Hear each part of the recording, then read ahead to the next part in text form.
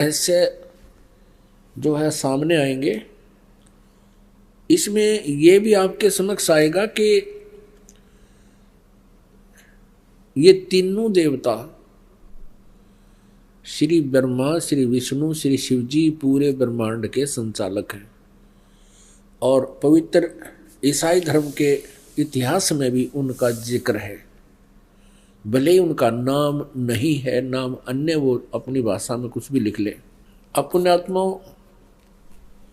परमात्मा ने आदम और हव्वा की उत्पत्ति की, जैसा पवित्र बाइबल में लिखा है। और फिर मनुष्यों की रचना करके सारे जो कुछ भी यहाँ बनाने थे बना के, चांद सितारे पृथ्वी आदि।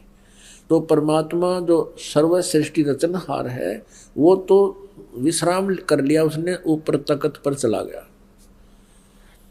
उसके पश्चात यहाँ इस काल भगवान ने बागडोर संभाल ली, ब्रह्म ने, जो श्री ब्रह्मा, श्री विष्णु, श्री शिव जी के पिताजी हैं। तो इसमें ये प्रमाण दिखाते हैं कि क्या लिखा है कि आदम और हव्वा, आदम व्यक्ति का नाम है और हव्वा उसकी पत्नी है। उन दोनों को इस काल ने अपने पुत्र ब्रह्मा जी को संभाल दिया। अब आगे दिखाते हैं कि परमात्मा साकार है या निराकार। तो उनको दोनों को, आदम और हव्वा को, स्वर्ग में एक वाटिका में रहने के लिए छोड़ दिया और उनसे एक विशेष हिदायत दे दी भगवान ने, यहाँ के भगवान ने, कि तुमने इस वाटिका के अंदर और किसी भी वृक्ष का फल तुम खा सकते हो, लेकिन बीच में लगे हुए पेड़ों के फल को नहीं खाना, क्योंकि तुम खाओगे तो मर जाओगे।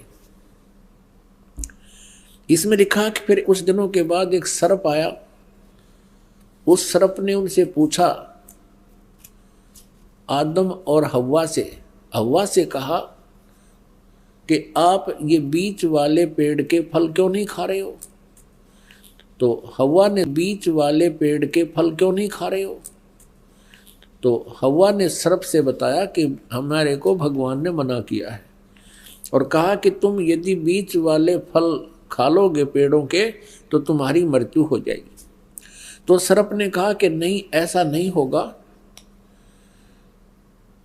ये भगवान तुम्हें बहका रहा है, तुम नहीं मरोगे, बल्कि तुम्हें अच्छे और बुरे का ज्ञान हो जाएगा इसके फल खाने से। इसलिए भगवान तुम्हें धोखे में रखे हुए हैं कि कहीं तुम इस बीच वाले फल को, वृक्षों के फल को खा के अपने अस्तित्व को समझ सके, वो नहीं चाहता। अब हव्वा ने उस बीच वाले वृक्ष के फल को तोड़ा, आप भी खाया, अपने पति से भी खिला दिया। उस समय वो दोनों नंगे थे और उनकी ऐसी बुद्धि थी कि उनको शर्म नहीं आ रही थी एक दूसरे से। उस फल के खाने से उनको एहसास हुआ कि हमने ऐसे नहीं रहना चाहिए।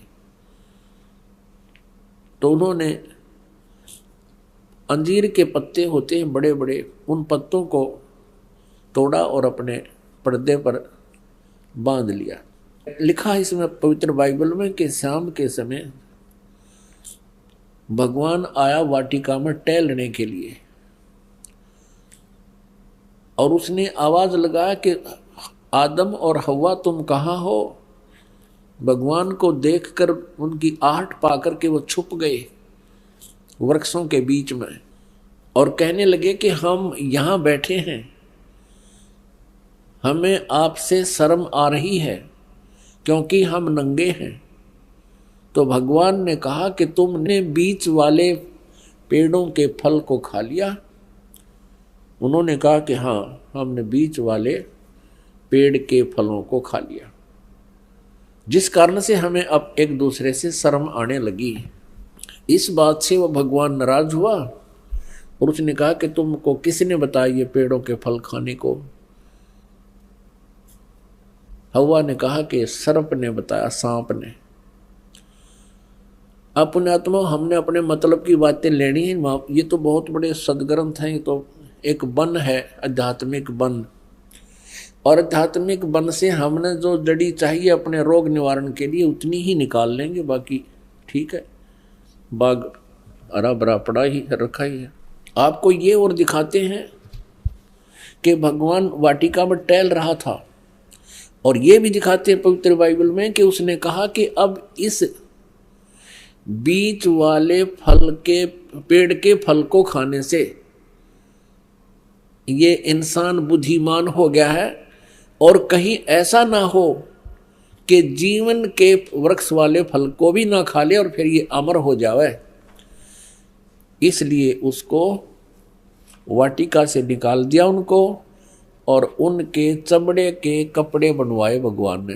तो भगवान निराकार की तरह गया। कहाँ से हुआ निराकार, ये कहाँ से लाए ये थ्योरी, ये सिद्धांत, ये देखिएगा। ये हम पढ़ रहे हैं पवित्र बाइबल, और जेनेसिस 3 यानी 3रा अध्याय, मनुष्य का पतन, पृष्ठ नंबर 9 पे। यहोवा परमेश्वर ने जितने बनेले पशु बनाए थे उन सब में सर्प धूर्त था। उसने स्त्री से कहा, क्या सच है कि परमेश्वर ने कहा है तुम इस वाटिका के किसी वृक्ष का फल न खाना? स्त्री ने सर्प से कहा, इस वाटिका के वृक्षों के फल हम खा सकते हैं, पर जो वृक्ष वाटिका के बीच में है इसके फल के विषय में परमेश्वर ने कहा है कि न तो तुम उसको खाना और न उसको छूना, नहीं तो मर जाओगे। तब सर्प ने स्त्री से कहा, तुम निश्चय न मरोगे, वरन परमेश्वर आप जानता है कि जिस दिन तुम उसका फल खाओगे उसी दिन तुम्हारी आंखें खुल जाएंगी और तुम भले बुरे का ज्ञान पाकर परमेश्वर के तुल्य हो जाओगे। अतः जब स्त्री ने देखा कि उस वृक्ष का फल खाने के लिए अच्छा है और देखने में मन भाऊ और बुद्धि देने के लिए चाहने योग्य भी है, तब उसने उसमें से तोड़कर खाया और अपने पति को भी दिया, उसने भी खाया। तब उन दोनों की आंखें खुल गई और उनको मालूम हुआ कि वे नंगे हैं, इसलिए उन्होंने अंजीर के पत्ते जोड़ तोड़कर लंगोट बना लिए। तब यहोवा परमेश्वर जो कि दिन के ठंडे समय यानी शाम को या सुबह वाटिका में फिरता था, अब देखो, तब यहोवा परमेश्वर यानी ये यहोवा कहो से परमेश्वर को, जो कि दिन के ठंडे समय वाटिका में फिरता था, घूमया करता था, का शब्द उनको सुनाई दिया, उसके पैरों की आवाज सुनाई दी। तब आदम और उसकी पत्नी वाटिका के वृक्षों के बीच में छुप गई। वृक्षों के बीच यहोवा परमेश्वर से छिप गए। तब यहोवा परमेश्वर ने पुकार कर आदम से पूछा, तू कहाँ है? जिस भगवान ने न्योय नहीं बेरा आदम किस है, तो बताओ परमात्मा है या नहीं, ये भी शंका होगी हमें। तब यहोवा परमेश्वर ने पुकार कर आदम से पूछा, तू कहाँ है? उसने कहा, मैं तेरे शब्द बारी में सुनकर डर गया, क्योंकि मैं नंगा था इसलिए छिप गया। अब उसने कहा, किसने? यहोवा परमेश्वर ने कहा कि किसने तुझे बताया कि तू नंगा है? जिस वृक्ष का फल खाने को मैंने तुझे मना किया, क्या तूने उसका फल खा लिया? आदम ने कहा, जिस स्त्री को तूने मेरे संग रहने को दिया है उसी ने उस वृक्ष का फल मुझे दिया और मैंने खाया। तब यहोवा परमेश्वर ने स्त्री से कहा कि तूने यह क्या किया है? स्त्री ने कहा कि सर्प ने मुझे बहका दिया, तब मैंने खाया। प्रश्न नंबर 10 पर आप देखेंगे, उत्पत्ति ग्रंथ अध्याय 3 और 4 आप पढ़ रहे हो, अभी 3 चल रहा है। इसमें क्या लिखा कि आदम ने अपनी पत्नी का नाम हव्वा रखा, क्योंकि जितने मनुष्य जीवित हैं उन सब की आदि माता वही है। और यहोवा परमेश्वर ने आदम और उसकी पत्नी के लिए चमड़े के अंग रखे बनाकर उन्हें पहना दिए। ये भगवान निराकार कहाँ से सारी बात करे, उनके कपड़े बुनवावे, घूमे फिरे, बोले बतलावे। फिर यहोवा परमेश्वर ने कहा कि मनुष्य भले बुरे का ज्ञान पाकर हम में से एक के समान हो गया है। अब भगवान एक से अनेक हो गए। फिर योहा परमेश्वर ने कहा कि मनुष्य भले बुरे का ज्ञान पाकर हम में से एक के समान हो गया। इससे सिद्ध है ये भगवान इस सतर के एक से अधिक हैं। इसलिए अब ऐसा ना हो कि वह हाथ बढ़ाकर जीवन के वृक्ष का फल तोड़ के खा ले और वो सदा जीवित रहे। एक और प्रमाण दिखाते हैं इसी पवित्र बाइबल में, ये देखिएगा। ये प्रश्न नंबर 11 पर भी यही समर्थन है। ये उत्पत्ति ग्रंथ है, 4-5 अध्याय हम चल रहे हैं। अब 5वां अध्याय में भी यही स्पष्ट किया स्टार्ट में, आदम से नूह तक का इसमें जिक्र है, विवरण है। आदम की वंशावली यह है कि जब परमेश्वर ने मनुष्य की सृष्टि की तब अपने ही स्वरूप में उसको बनाया। अब डबल दूसरी बार फिर यहाँ पर प्रमाणित कर दिया कि परमेश्वर ने मनुष्य की सृष्टि की तब अपने ही स्वरूप के अनुसार में उसको बनाया। उसने नर और नारी करके मनुष्य की सृष्टि की और उन्हें आशीष दी और उनकी सृष्टि के दिन उसका नाम आदम रखा। अब स्पष्ट हो गया, 2 बार फिर कह दिया। अब आगे दिखाते हैं, ये भी दिखाते हैं कि ये 3 हैं जो इनको कंट्रोल करते हैं। किसको? ईसाई धर्म को। ये देखिए वो 3 हैं, 3 का भी प्रमाण आपको देते हैं। ये देखिएगा, ये है 24 पृष्ठ और वही उत्पत्ति यानी जेनेसिस 17-18। 3 अतिथि। अब्राहम ममरे के बांज वृक्षों के बीच कड़ी धूप के समय तंबू के द्वार पर बैठा हुआ था अब्राहम। तब योहा ने उसे दर्शन दिया। उसने आंखें उठाकर दृष्टि की तो क्या देखा कि 3 पुरुष उसके सामने खड़े हैं। ये तीनों ब्रह्मा विष्णु महेश।